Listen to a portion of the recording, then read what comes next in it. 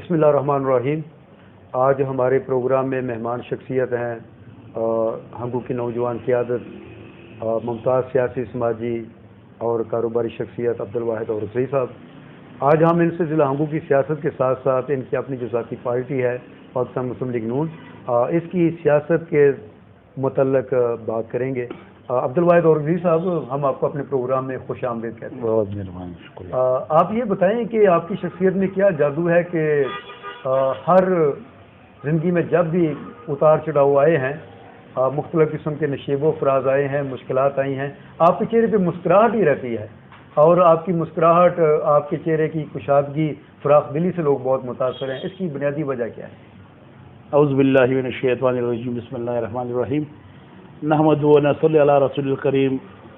طارق بھائی، آپ کو اور آپ کو ہنگو ایڈمنز اور آپ کے ساتھ جو کیمرہ مین ہے منظور بھائی، سب دونوں کا دل کی گہرائی سے آپ کو خوش آمدید کہتا ہوں اور شکریہ ادا کرتا ہوں کہ حقیقت میں جو سوال ہم سے پوچھا گیا ہے آپ نے، اس سے پہلے میں یہ بتاؤں یہ ہنگو عوام کو کہ طارق مغل بھائی جو ہنگو میں تقریباً میرے خیال میں 20 سال سے پہلے ہنگو آیا ہے، جتنا خدمات آپ کے سامنے نہیں بولتا ہوں لیکن مجبوراً آپ بیٹھے ہیں اس لیے کہہ رہا ہوں کہ آپ کے جو خدمات ہیں ہنگو عوام کے لیے اور ہنگو غریب عوام کے لیے، اور جو خدمات ہے ان کو انشاءاللہ سنیر حروف پہ سلک کے جائیں گے، کیونکہ ہنگو میں آپ نے تو میری شخصیت کے بارے میں بتایا، یہ تو اللہ تعالیٰ کا فضل ہے اور کرم ہے، اور میرے اپنے ماں باپ کی دعائیں ہیں، اس کے بعد جو ہنگو کے عوام ہیں ان کی دعائیں ہیں، لیکن میں ہر جگہ پہ ہر انسان کے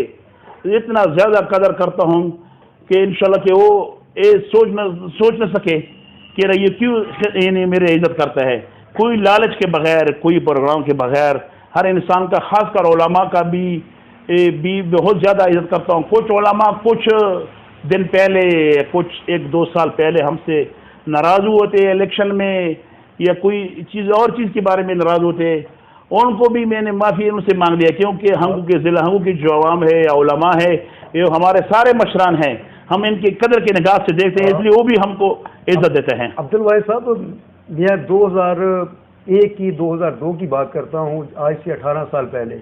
آج سے 18 سال پہلے بھی آپ کے چہرے پہ یہی کشادگی تھی اور یہی ماحول تھا، آج بھی آپ ویسے کے ویسے ہیں۔ مجھے اچھی طرح یاد ہے کہ 2018 میں درویزی کوسہ میں پانی کے مسئلے پر آپ کے بیانات شہید مصری خان اپنے اخبارات کی زینت بناتے تھے کہ عبدالواحد اورکزئی نے کہا ہے کہ درویزی کوسہ کو پانی کی سہولت فراہم کی جائے، روڈ ٹوٹ پھوٹ کا شکار ہے، تو اس کا مطلب ہے کہ آپ اسکول کے زمانے سے سیاست کر رہے ہیں۔ ایگزیکٹ سیاست کا آغاز آپ نے کب کیا؟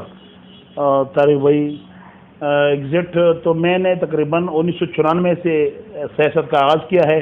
اس وقت میں میرے خیال میں میٹرک میں تھا اور مصری خان کے ساتھ کبھی کبھی آتا تھا، اور اللہ تعالیٰ اس کو شہادت قبول فرمائے مصری خان بھائی کو، اس کے دکان پہ آتا تھا، اس کے ساتھ میں چائے پیتا تھا، اور میں چھوٹا تھا، میرے داڑھی بھی نہیں تھا، لیکن میرا شوق تھا۔ میرا محمود میرے خیال میں اس وقت، اس سے پہلے وہ ایم این اے تھا، ملک سپنگل، وہ ایم این اے تھا، اس کے ساتھ میں گھومتا پھرتا تھا، لیکن چھوٹا تھا، اتنے کاموں پر نہیں سمجھتا تھا کہ، لیکن اسی وقت اگر ہم کو یہ سوچ آتا تھا، لیکن اسکول کے زمانے میں تو بہت سے لوگوں کو کام کرتے تھے، لیکن آج میں جو ہوں وہ تو مصری خان شہید جو ہے۔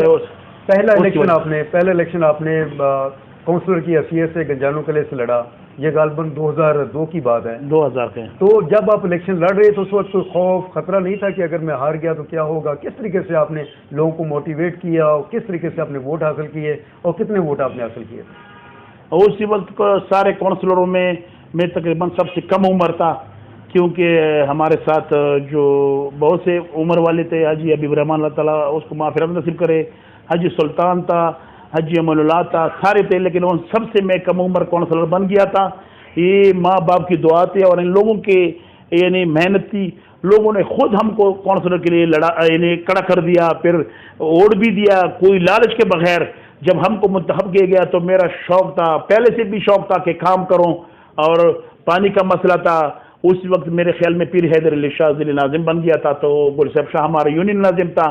اللہ تعالیٰ کا شکر ہے، ان دونوں کے محنت سے میں نے گاؤں میں اسی وقت ایک پیم لینڈ بچایا تھا، وہ درویزی پلس کے لیے 45 لاکھ کا، اور میں نے ایس آر ایس پی وغیرہ سے 65 لاکھ کے کام اپنے گاؤں درویزی پلس میں کیا ہے۔ ممبر صاحب، جب کونسلر کی حیثیت سے آپ نے عوام کی خدمت کی، مسلم لیگ نون میں آپ تھے، اس وقت آپ کو اپنے گھر سے مخالفت کا سامنا کرنا پڑا، آپ کے کزنز وغیرہ یوتھ ونگ کی صدارت کے مسئلے پر آپ کے مخالف تھے، نبی اللہ اورگزئی آپ کی مخالفت کر رہے تھے، باقی لوگ کر رہے تھے، تو آپ نے کس طریقے سے ان کو ہینڈل کیا؟ اور بطور یوتھ ونگ صدر پاکستان مسلم لیگ نون آپ نے نوجوانوں کو سبز جھنڈے کے نیچے جمع کرنے کے لیے کیا کیا اسٹیپ آپ نے اٹھائے؟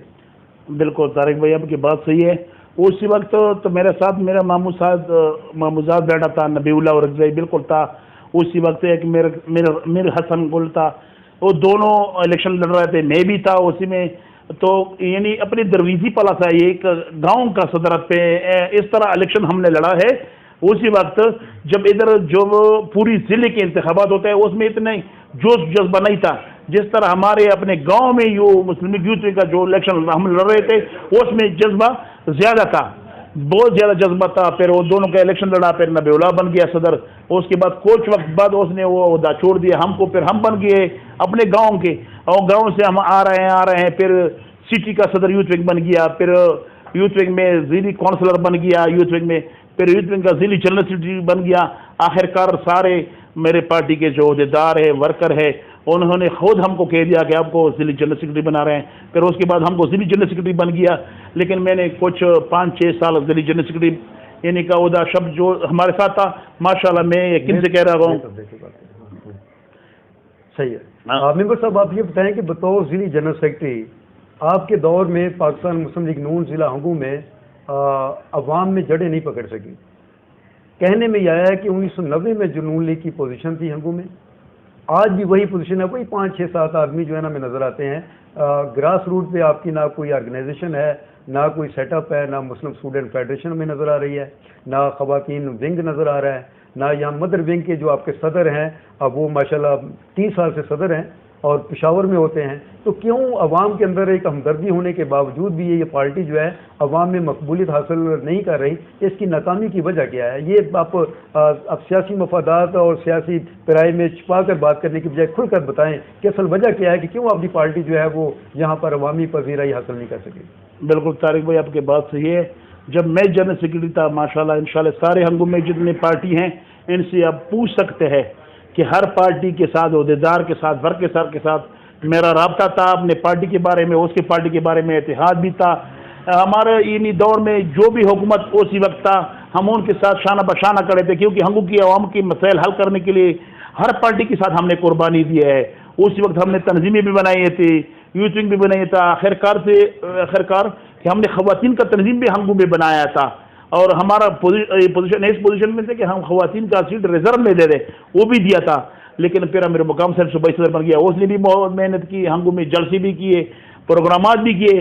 لیکن میں آپ نے بولا کہ بالکل کل انداز سے بولو، لیکن یہ ہے ہماری مجبوری. پھر ہم نے مجبوراً اپنے ضلعی جنرل سیکرٹری شپ چھوڑا. پھر ہماری کچھ مجبوریات تھے، ہمارے کچھ تحفظات تھے.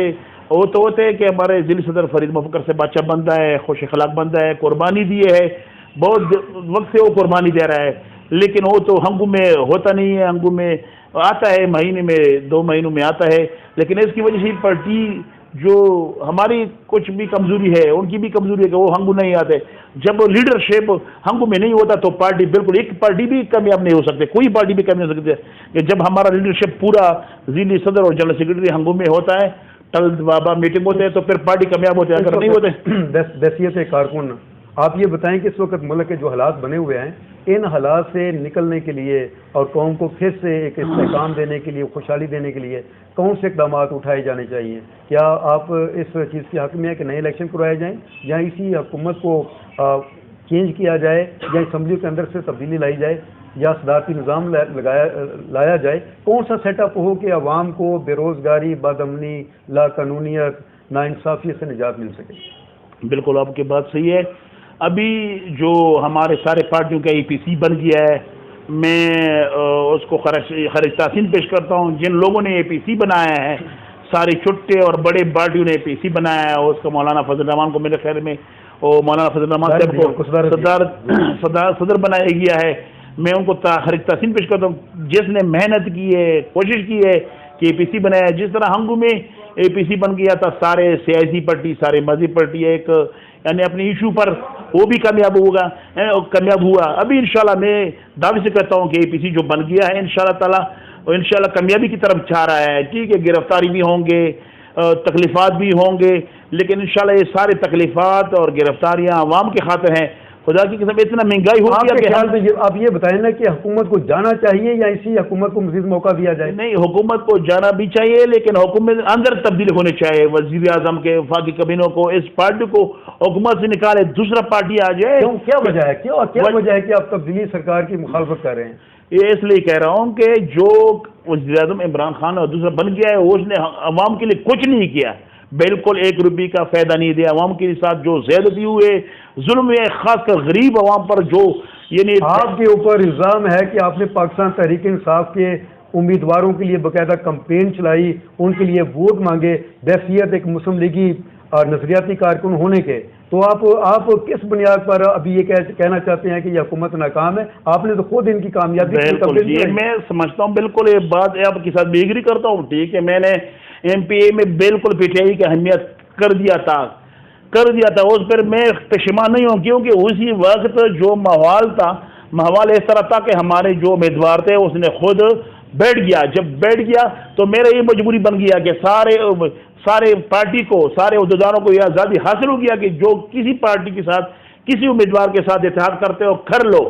جب میں نے بھی شیخ فیصل کے MPSF کے ساتھ اتحاد کیا ہے، میں اس پر پشیمان نہیں ہوں، لیکن ان کو بھی میرا مشورہ ہے کہ ہنگو عوام کے لیے کچھ نہ کچھ کرو، کیونکہ بہت سے لوگوں نے NP کا اتحاد کیا ہے، بہت سے لوگوں نے یعنی دوسری جمعیت علماء کے ساتھ دیا تھا، اس کو بھی ٹھیک ہے میں سب کی کیا تھا. جی آپ یہ مجھے بتائیں کہ بلدیاتی الیکشن کا شیڈول آنے والا ہے، کیا آپ بلدیاتی الیکشن میں آپ حصہ لیں گے؟ اگر لیں گے تو آپ آزاد حیثیت سے حصہ لیں گے یا آپ نون لیگ کے اپنے کینڈیڈیٹ ہوں گے اور آپ بھی ان کی سرپرستی کریں گے؟ بالکل جی، آپ کا بات بالکل 100% صحیح ہے. جب میں یہ کہنا چاہتا ہوں آپ کے میڈیا کے ذریعے اپنے یعنی ضلعی قیادت کو، صوبائی قیادت کو، کہ ہنگو میں جو مسلم لیگ ابھی ہے ان کو مضبوط کرنے کے لیے کوشش کرے اور مضبوط کرو. اگر مضبوط نہیں ہوں گے آپ مسلم لیگ تو پھر اسی طرح پہلے صوبائی الیکشن میں ٹکڑے تھا، سارے ایک دوسرے یعنی وہ الیکشن میں مسلم لیگ نے بہت نقصان کیا تھا. جب اپنا امیدوار کھڑا نہیں ہو گیا تو سارا پارٹی پریشان ہو گیا اور تقسیم ہو گیا.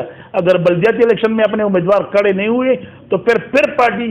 عبدالواحد صاحب، جس طرح کا سینیریو اس وقت ڈیولپ ہو چکا ہے، آپ کیا دیکھتے ہیں کہ اگر عام الیکشن آئیں گے تو ضلع ہنگو میں کس طرح کی سیاسی جماعتوں کے درمیان اتحاد ہوگا؟ کون سی جماعتیں آپ دیکھ رہے ہیں کہ وہ کمبائن ہو کر کوآرڈینیشن بنا کر وہ الیکشن لڑے گی؟ کس طرح کا سیٹ اپ آپ کو نظر آ رہا ہے؟ بالکل جی، آپ کا میں ابھی سے کچھ نہیں بتا سکتا ہوں، لیکن پھر بتا سکتا ہوں کہ PTI سے لوگ بدزن ہو گیا ہے. اس طرح نہیں کہ ہنگو میں کام نہ ہوئے، نہیں پوری پاکستان میں کام نہیں ہوئے، بلکہ ہنگو میں مہنگائی کا جو طوفان عوام پر ٹوٹا ہے اس کی وجہ سے غریب عوام پریشان ہے، تکلیف میں ہے. اس کی وجہ سے کوئی PTI کے ساتھ اتحاد کرنے کے لیے تیار نہیں ہے. باقی جماعتوں کے ساتھ اتحاد انشاءاللہ مشکل نہیں، انشاءاللہ ہو جائے گا. باقی جماعتوں آپ تحصیل ناظم کا بھی الیکشن لڑ چکے ہیں، 1 ووٹ سے آپ ہار گئے تھے. تحصیل ناظم کے الیکشن میں آپ کے ناکام ہونے کی وجہ کیا تھی؟ وہ کیا اسباب تھے جن کی وجہ سے آپ کامیاب نہ ہو سکے؟ لیکن آپ کا منشور جو تھا وہ سب سے زیادہ پرکشش تھا. بالکل جی، یعنی بلدیاتی الیکشن میں نے لڑا ہے، تحصیل کونسلر کا یعنی تحصیل ناظم کا بالکل لڑا ہے. آپ ہمارے ساتھ گھومتے تھے، پھرتے تھے، ہمارے ساتھ مہم میں تھے، بہت قربانی آپ کی ہے کہ ہم نے ایک منشور آپ کے مشورے سے، پارٹی کے مشورے سے ہم نے لکھا تھا. منشور میں ہنگو کی ترقی کے لیے بہت سے کچھ لکھا تھا، یعنی ہنگو کے فائدے کے لیے. ناکام کیسے ہو گئے؟ ناکام اس بات بھی ہوا ہے کہ ہمارے پاس وہ کیا نام ہے، لکھپتی والا نہیں ہے، وہ چیز نہیں تھا جو عوام کو تھا. لیکن اگر میں بن گیا تھا تو انشاءاللہ تعالیٰ اسی وقت بھی گیا تھا. وہ بھی کہہ رہا ہوں کہ انشاءاللہ ہنگو کو ماڈل تحصیل بنا دوں. جناب یہ تھے عبدالواحد اورکزئی، نوجوان قیادت اور سیاسی کارکن. تحصیل ناظم کا الیکشن لڑا، کونسلر کے الیکشن جیت کر عوام کی خدمت کی، نون لیگ کے ضلعی جنرل سیکرٹری کی حیثیت سے بھی فرائض انجام دیے. جذبہ جوان ہے، ہمت آگے بڑھ رہی ہے، عوام کی خدمت کا جنون ان کے اعصاب پر چھایا ہوا ہے اور یہ فیوچر میں بھی عوام کی بے لوث بلا تفریق رنگ نسل خدمت کرنے کا جذبہ رکھتے ہیں. انشاءاللہ اگلے پروگرام میں ہم ایک نئے مہمان کے ساتھ حاضر ہوں گے. اس وقت تک کے لیے اجازت دیں. خدا حافظ.